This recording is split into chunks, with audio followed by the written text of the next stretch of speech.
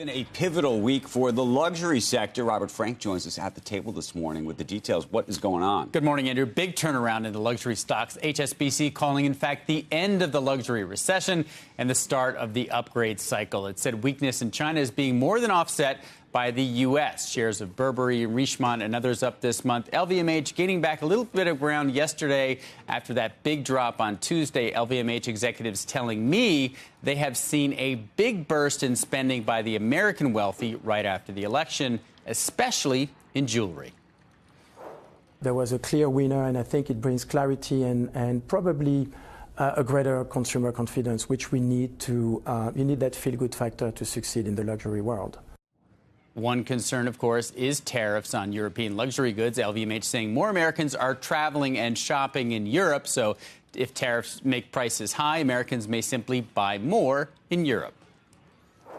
We have the opportunity to cater to clients that are basically across the world and travel across the world as well. So if they buy a piece in the US or they buy a piece in Europe, it's the same for us.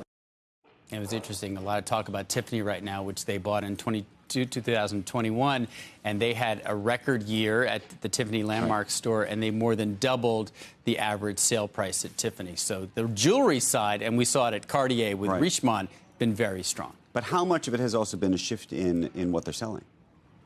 For Tiffany, absolutely. They went up market. But if you look at the Bulgari, you look at the rest of the group watches, there's just been this burst of demand by the American wealth. Not surprising what we've seen with stock markets and just the general optimism. But everyone thought luxury was going to go through this multi-year recession, and it was certainly bad last year. Now everyone's saying it's over. How much of that is a function of crypto? Because honestly, the crypto bros, if you will, have been the watch buyers. They're important, and they're back. And when I talk to the watch buyer, we look at pre-owned, especially pre-owned watches, Rolex, Patek, all that stuff.